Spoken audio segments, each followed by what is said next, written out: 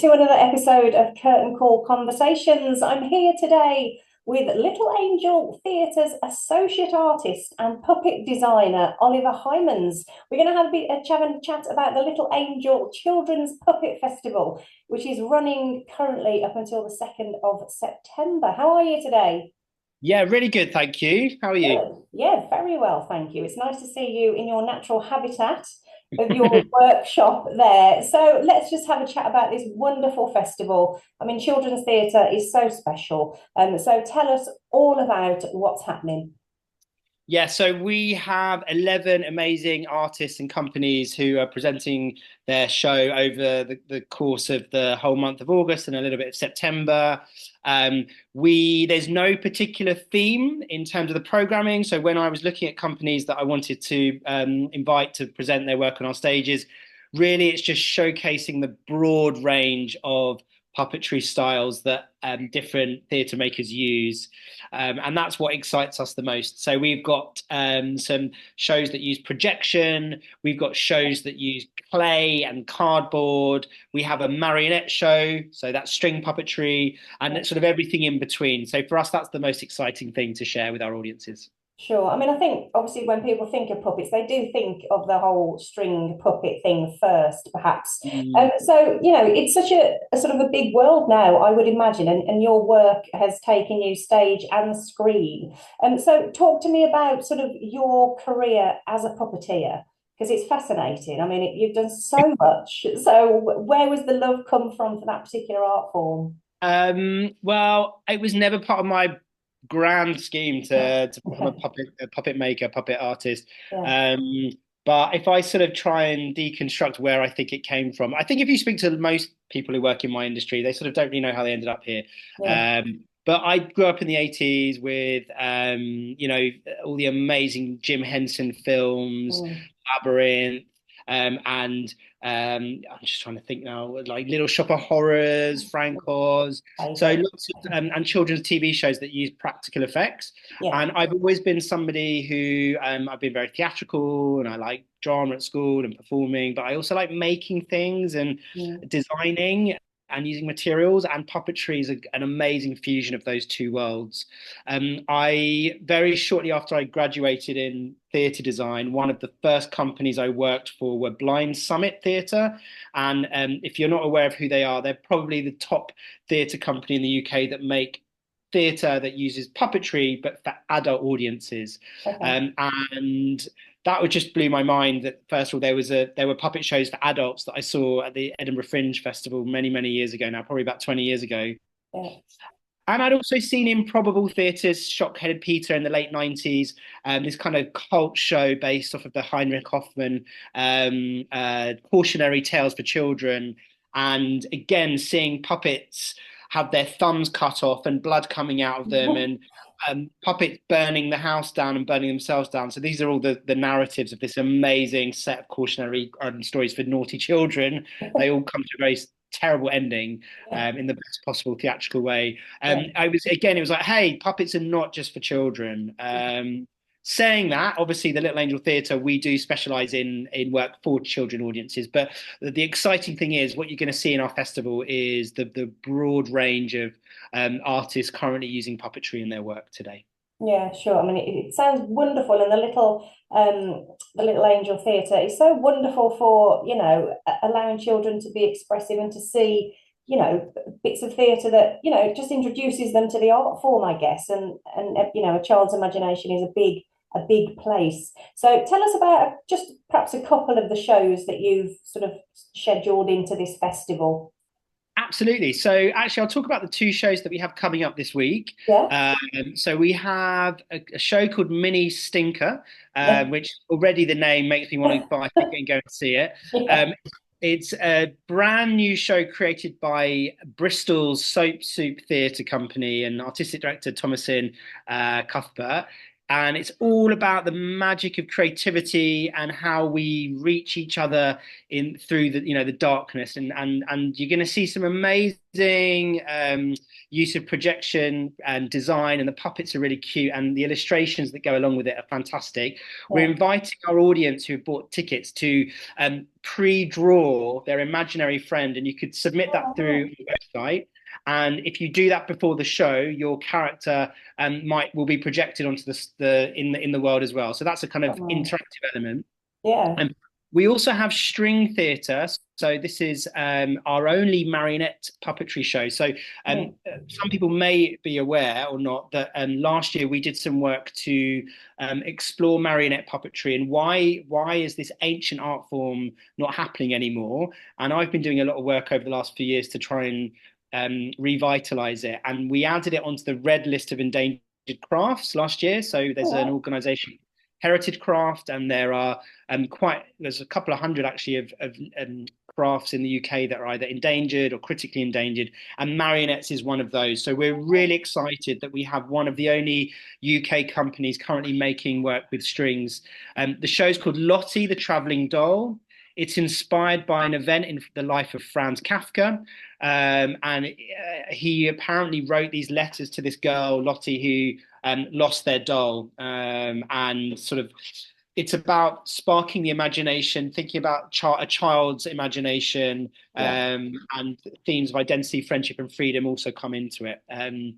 So that's also really exciting. And then Yeah. further down the line, we have opera for babies. So the English touring opera have their show Under the Little Red Moon. That show is almost sold out. So if we do have any parents out there who want to bring their baby to an immersive sensory opera with puppets, you need to book Wow. pretty soon.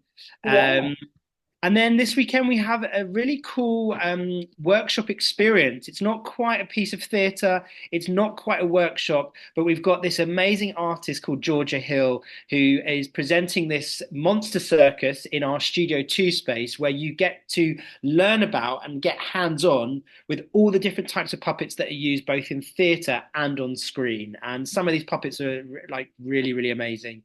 So it's kind of like educational, but also very interactive at the same time. Sure. It sounds wonderful. I mean, yeah, I'll put on the next slide where people can visit to have a look at what's going on during this festival because it just sounds wonderful. You've totally sold it to me.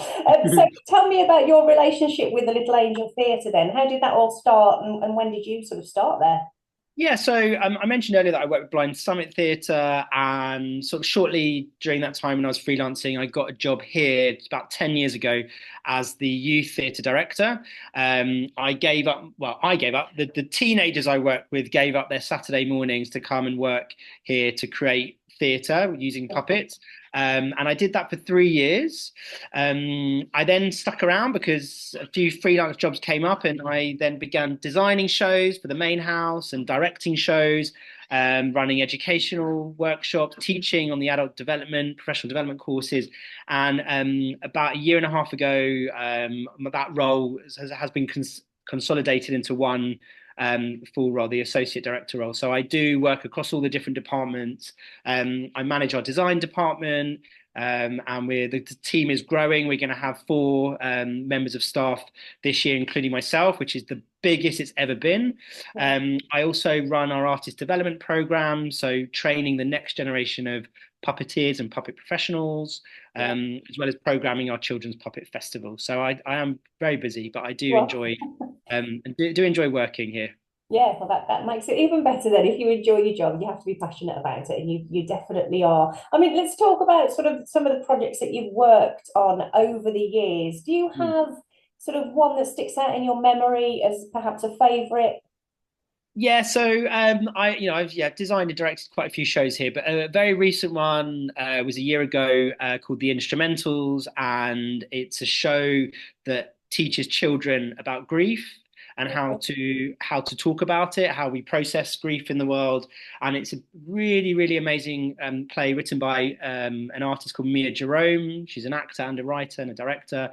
It's based off of her life story. So her grandfather was from Grenada in the Caribbean, and when she was herself in her 20s, he passed away, and she went over to Grenada for the funeral. And all of her family were celebrating and dancing and drinking, and culturally, that's what Mm, people do there to celebrate somebody's life. Whereas, in our culture and in the UK, when someone dies, it's very different. You sort of, you wear black and yeah. everything's very solemn. So she wanted to explore that dichotomy between these two cultural heritage. The story itself was a celebration of music from the 70s, so disco, funk, soul, and we follow this 10-year-old girl who's at the wake of the funeral of her grandfather, and she goes down into the basement to get away from all of the adults. Some people are crying, some people are drinking, some people are celebrating, Mm, and all of these old musical instruments that belonged to her late grandfather start talking to her, and they're all puppets. And she learns about her heritage and how her grandparents met through the musical instruments. And although the story is about grief, it's mm, incredibly celebratory, and we had children dancing and singing in the aisles. So for me, that was a show that was, from a design point of view, turning everyday objects into puppets is the thing that I love the most. And I mm. used actual real secondhand instruments and adapted them to make them talk and sing and move and dance and all that kind of stuff. But also, yeah, as I say, like it's a show that had a really powerful message to it. And we know from audience feedback that for many people, they found it really important that we were able to talk about quite a big topic, but in a way that was sensitive but also positive at the same Yeah, time. yeah, sounds wonderful. I mean, the sort of the process of designing a puppet, so just sort of a singular puppet, Yeah. what's the time frame like for you for that? I mean, if you pick up like a household object and think, I need to turn this into a puppet, what's the time frame with that? Oh, well, give me a budget and give me a deadline, and there's no real answer to that question. In an ideal world, we might have a week or two to design and prototype and try things out. We might then take that prototype into a rehearsal room, give it to a company for a couple of weeks, get used to it, then come back to us, give Yeah. us some feedback, and then we might go away and make that puppet. But to be honest with you, we're a small theatre, which people well, we are small in size, but we have a lot of shows that we put out there, and a lot of people don't realise that we are a charity. We're Mm, not a national portfolio organisation, so quite often we find out that we're going to get the funding or the budget for a show quite late in the day, or so we don't often have the luxury of that amount of time. yeah. So sorry, I've evaded the sort of answer to the question, but also every puppet is different. Yeah. Every puppet that director needs, it needs to do something different. But to be honest with you, at a very base level, how long does it take to make a puppet? I mean, if you gave me a bin bag now, I could make a puppet in 2 seconds. Uh, Wow. because you don't really need anything. You just need to learn the principles of animating an object, putting breath and life into it. Mm. But if I was carving a traditional marionette, you're looking at anywhere between 5 and 10 days to make one. So Oh, right, wow, that's still pretty quick. I mean, I would say that's that's pretty quite quick, yeah. impressive. Yeah, yeah. So what happens to all of the puppets? I mean, do you recycle parts and what have you, or do they all sit in a room somewhere or chatting to each other? Yeah. Yeah, so I mean, we're really big on, environmental responsibility here because Mm, we're part of a sector that uses a lot of materials, yeah, and also, puppetry. There are a lot of natural and reuse, sustainable materials we can use, like wood and willow and withies and paper. But there are some that are, not so good for the environment, some particularly glues and plastics. But we mm, um, sometimes we do have to use those. In terms of puppets, if the show, we make every show here tourable. So pretty much with every new show we make now, is designed so it can have a future life. And certainly a lot of those shows do go on tour around the country, which is fantastic. yeah, If we think a show might come back from our repertoire in a few years' time, everything gets stored away. We have storage at the theatre, but we also have a storage off-site in Kent, yeah, and that's all packed away and made sure that it's kept safe. If we have a show that we think is probably not going to come back, those puppets will get donated to the creative learning department, and we have a whole storage space here at the theatre where there are I can't, hundreds of puppets from old shows that we use for teaching, training, and that kind of thing. So we try as much as possible to reuse and recycle stuff here. yeah, But sometimes, sometimes a puppet will have to go, go to a new home. Mm. I tell you what, I've done projects before with giant puppets. They're the Okay. most challenging ones. Like I did an opera with Arcola Theatre many years ago in the Queen Elizabeth Park in Stratford, and there were two 15, 20-foot puppets in an opera. Oh, wow. And we did it 2 summers in a row. And the only reason we did it the second summer is because one of the performers in the show had a garden shed and was willing to keep them in the shed. Right. I didn't have the space, but No, hey, no, not many people would. Absolutely. So, I mean, this is great. I mean, it's been such a lovely chat with you about the world of puppetry. So, I will pop on where people can visit the Puppet Festival running through until the 2nd of September, and wishing yeah. you all the luck in the world with it. Sounds fantastic. Thank you so much. Okay, you're more than welcome. Take care. Bye. Bye.